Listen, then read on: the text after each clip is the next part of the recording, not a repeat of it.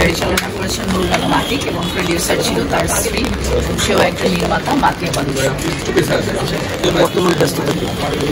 বর্তমান ব্যস্ততা মাত্র ডাবিং থেকে আসলাম, এফডিসি থেকে।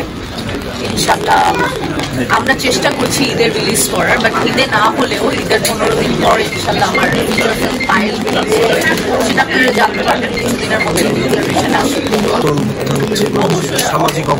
এটা তো ভালোভাবে দেখার কিছু নাই, ডেফিনেট অবশ্যই ভালোভাবে দেখার কিছু নাই, ডেফিনেটলি কষ্ট লাগে।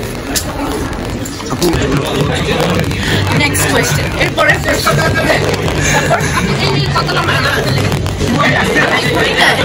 আমি ঘুরি নাই, আমি তো আসলে ক্লাসিক্যাল ডান্সার।